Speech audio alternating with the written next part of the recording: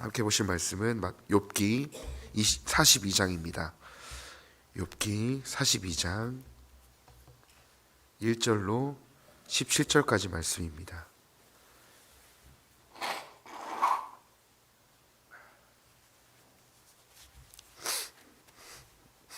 욥기 42장 1절부터 17절 말씀 다 찾으셨으면 저희 1절부터 함께 읽도록 하겠습니다. 욥이 여호와께 대답하여 이르되 주께서는 못하실 일이 없사오며 무슨 계획이든지 못 이루실 것이 없는 줄 아오니 무지한 말로 이치를 가리는 자가 누구이니까. 나는 깨닫지도 못한 일을 말하였고 스스로 알 수도 없고 헤아리기도 어려운 일을 말하였나이다. 내가 말하겠사오니 주는 들으시고 내가 주께 묻겠사오니 주여 내게 알게 하옵소서. 내가 주께 대하여 귀로 듣기만 하였사오나 이제는 눈으로 주를 배옵나이다. 그러므로 내가 스스로 거두어드리고 티끌과 제 가운데에서 회개하나이다.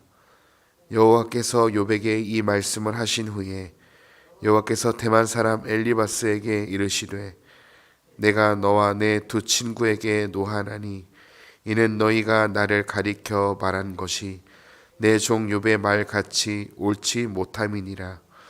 그런즉 너희는 수소 7과 순양 7을 가지고 내 종 욥에게 가서 내 종 욥이 너희를 위하여 기도할 것인즉 내가 그를 기쁘게 받으리니 너희가 우매한 만큼 너희에게 갚지 아니하리라. 이는 너희가 나를 가리켜 말한 것이 내 종 욥의 말같이 옳지 못함이니라. 이에 대만 사람 엘리바스와 수아 사람 빌닷과 나아마 사람 소발이 가서 여호와께서 자기들에게 명령하신 대로 행하니라. 여호와께서 욥을 기쁘게 받으셨더라. 기도할 때 여호와께서 욥의 곤경을 돌이키시고 여호와께서 욥에게 이전 모든 소유보다 갑절이나 주신지라. 이에 그의 모든 형제와 자매와 이전에 알던 이들이 다 와서 그의 집에서 그와 함께 음식을 먹고 여호와께서 그에게 내리신 모든 재앙에 관하여 그를 위하여 슬퍼하며 위로하고 각각 캐시타 하나씩과 금고리 하나씩을 주었더라.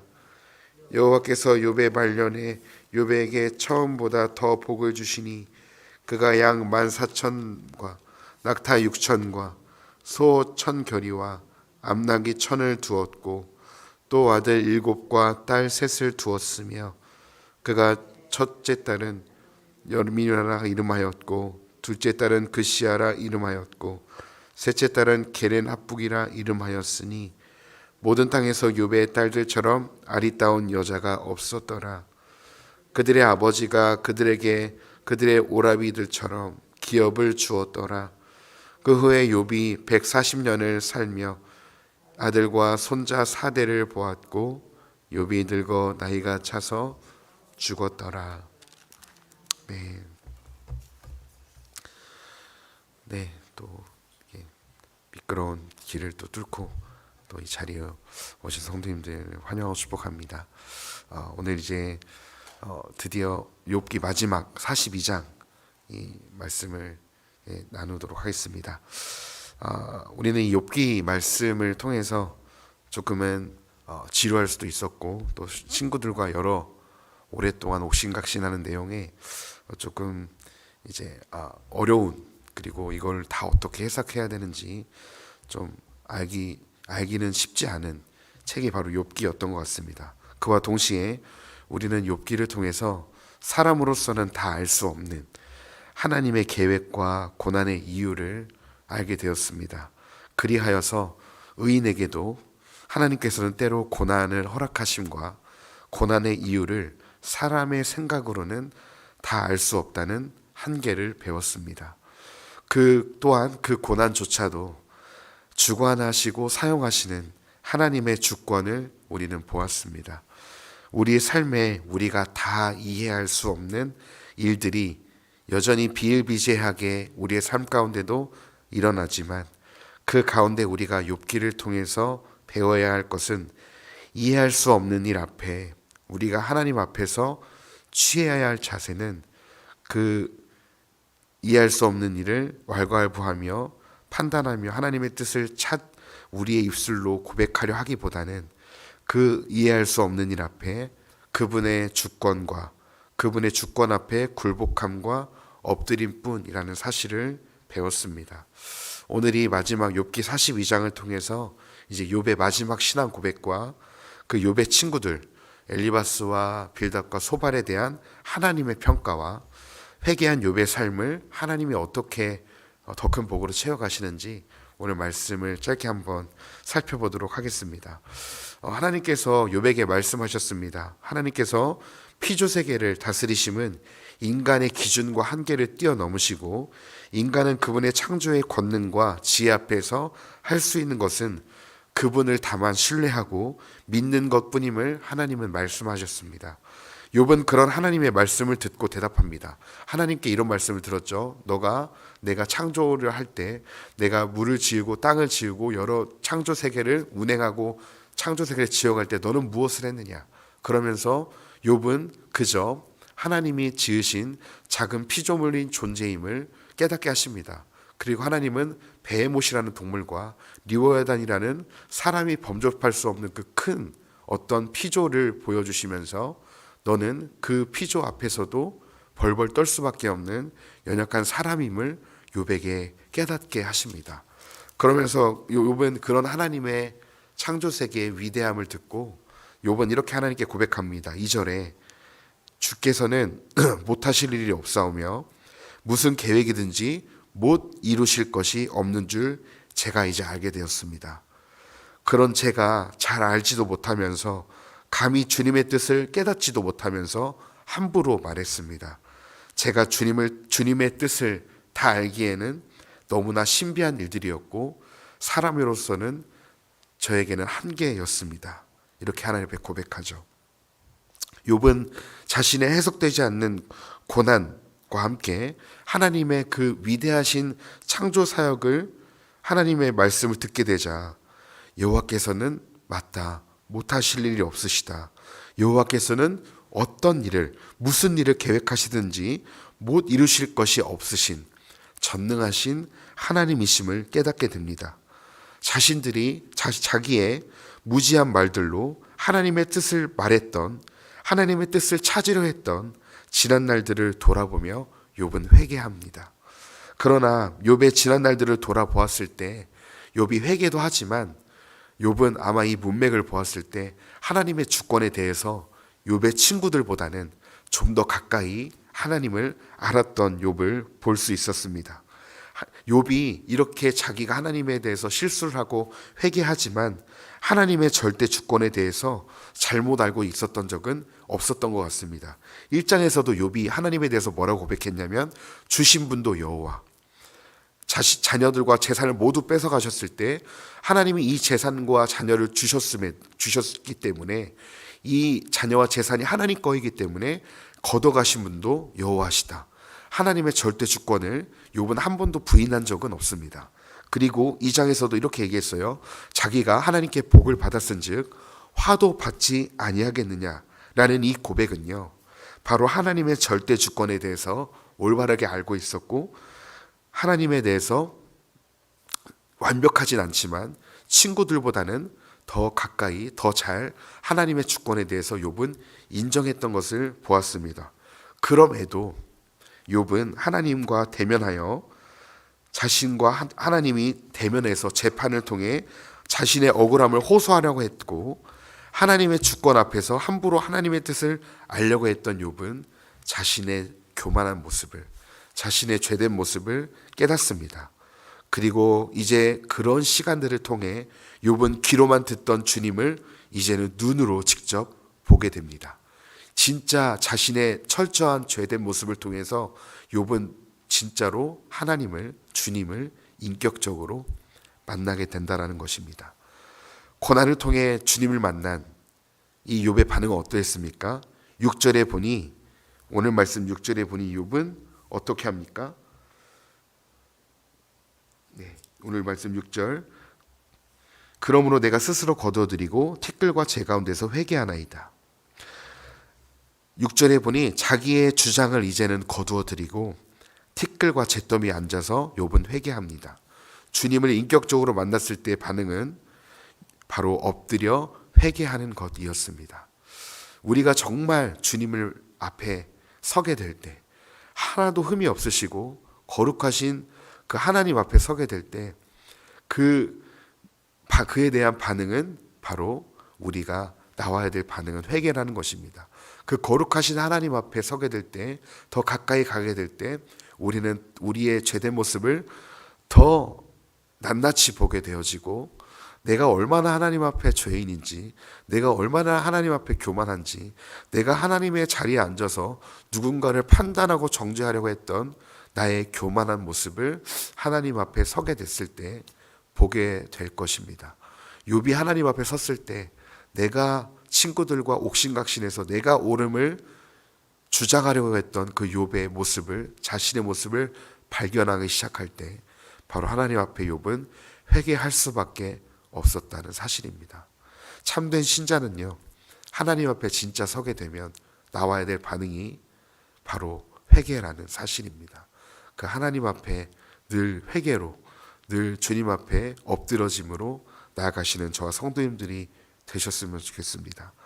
그리고 6절부터 하나님은 욥에게 말씀하신 이후 이제 친구들에게 말씀하십니다.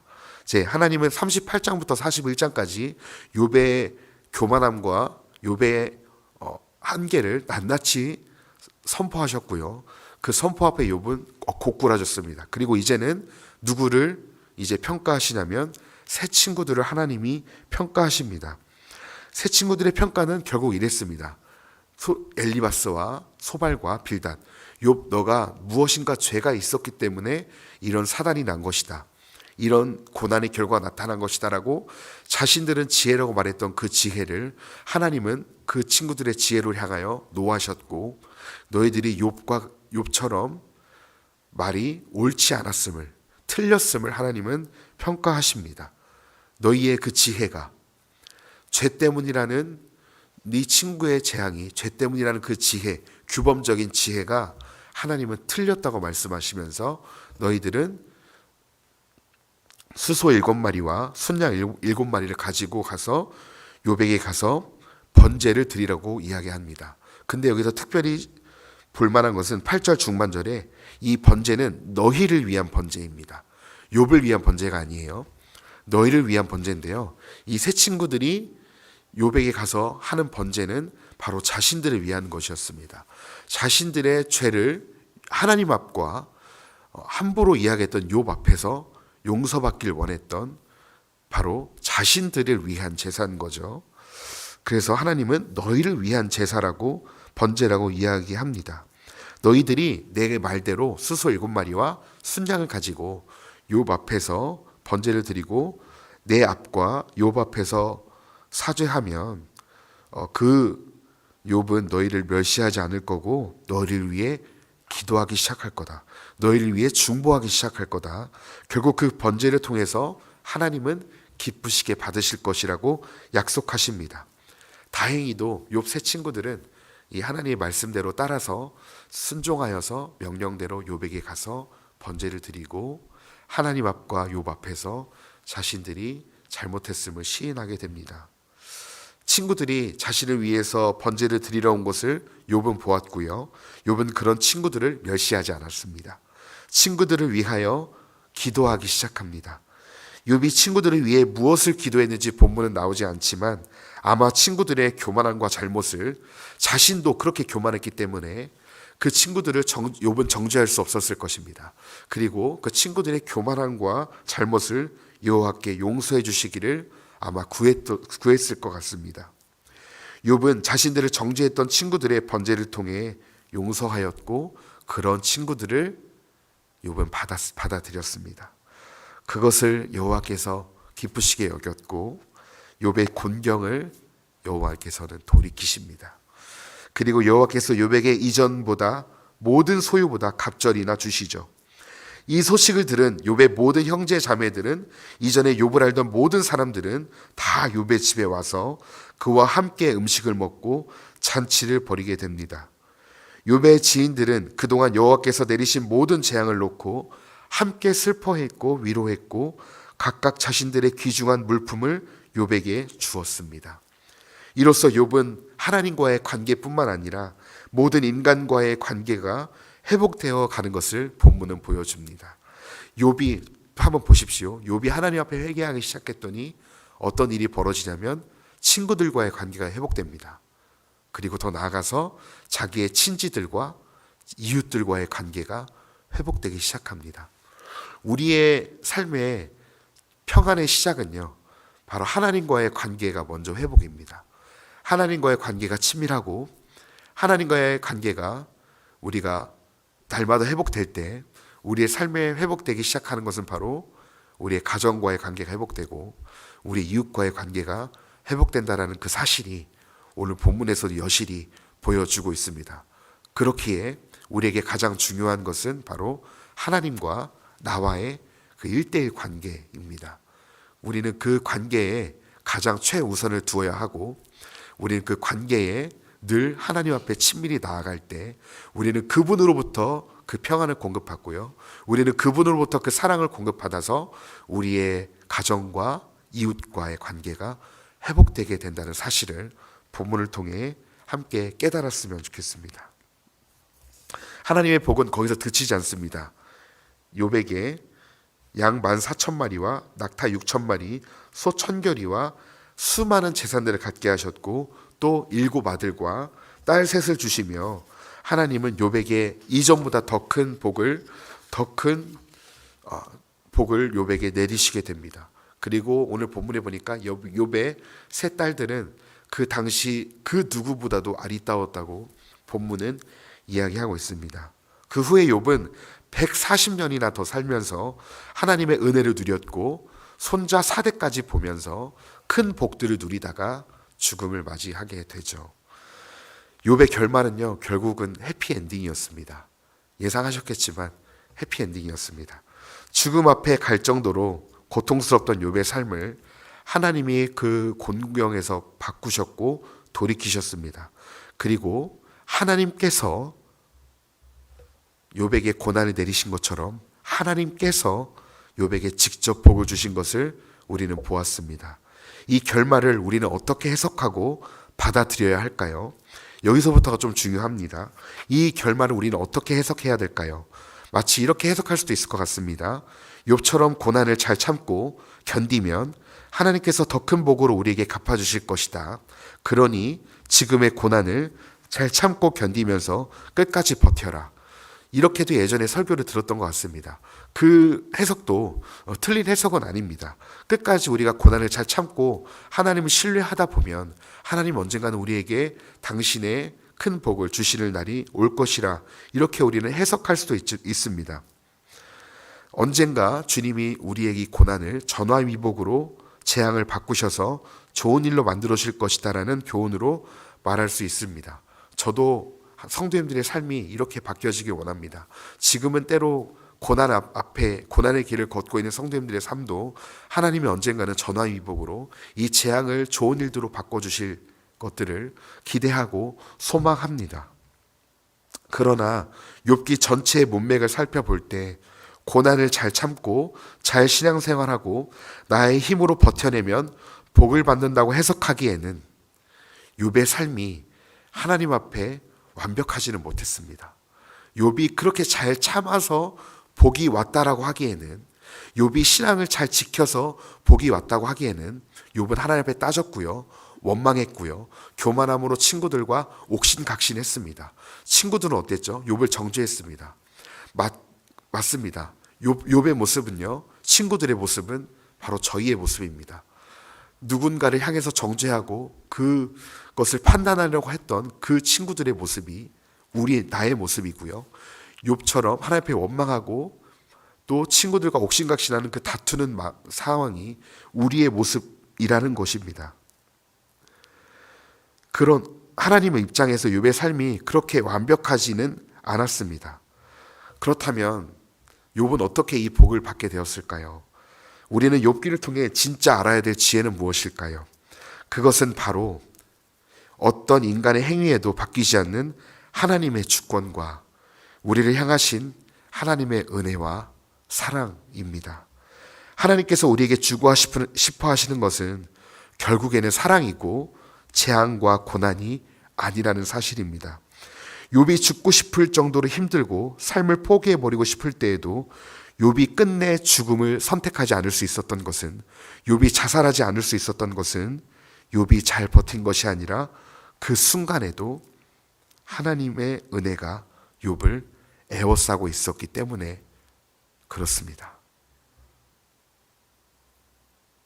우리가 신앙의 연차가 차가고 하나님에 대해서 더 많이 알면 좀 성숙해지고 주님을 닮아갔으면 좋겠는데, 여전히 실상 나의 모습을 정직하게 돌아보면 변화된 모습보다는 여전히 죄를 사랑하고 세상과 타협하고 누군가를 정죄하고 판단하는 연약한 나의 모습을 여실히 보게 된다는 사실입니다. 그런 나의 연약한 믿음을 보게 하시며 하나님은 우리가 얼마나 죄인이고 하나님의 도우심이 없이는 한순간도 살 수 없는 존재임을 하나님은 깨닫게 하십니다. 그런 죄로 가득한 나를 지금까지 바꾸신 분도 하나님이셨고, 지금 바꿔 가시고 계신 분도 하나님이시고, 앞으로 나를 그리스도의 장성한 분량까지 바꿔 가실 분도 하나님이시라는 사실입니다. 그러므로 우리는 욥을 통해 결론 지어야 되는 것은 바로 하나님의 주권과 그분의 그 위대하심은 우리를 향하신 그 은혜와 사랑으로 충만하다는 그 사실. 그래서 우리가 할 수 있는 것은 그분을 신뢰하고 그분 앞에 엎드릴 수밖에 없는 사실을 우리는 욥을 통해 깨달아야만 합니다. 하나님의 은혜가, 하나님의 사랑이 나의 죄악보다, 나의 교만함보다, 나의 우매함보다, 나의 어리석음보다 하나님의 은혜가 더 크시다는 사실을 깨달아야 합니다. 그래서 하나님은 그 은혜와 사랑으로 우리를 지금까지 인도하셨고, 여전히 연약한 나를 앞으로도 바꿔가시고 인도하실 것입니다. 그러니 이 신앙의 생활을 하시면서 나의 어떠함보다, 나의 결단보다, 나의 힘보다 더 하나님을 의지하시기를 소망하고 하나님만 신뢰하시기를 소망합니다. 내가 나를 바꿀 수 없습니다. 내가 나의 자녀들을 바꿀 수 없습니다.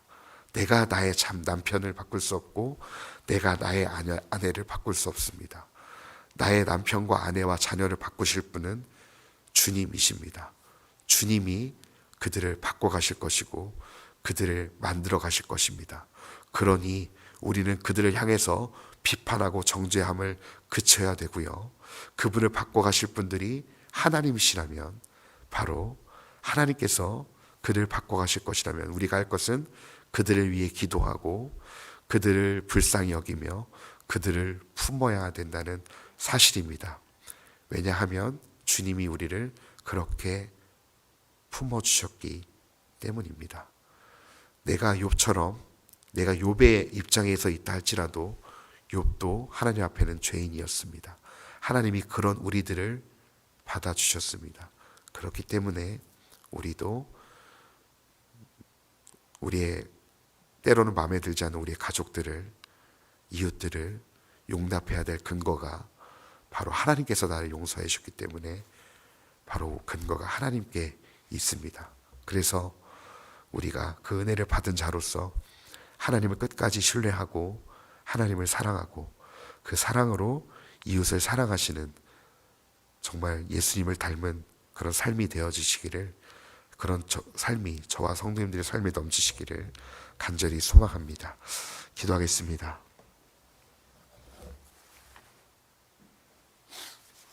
하나님, 욥기를 통해서 욥의 모습을 통해 또 욥의 친구들의 모습을 통해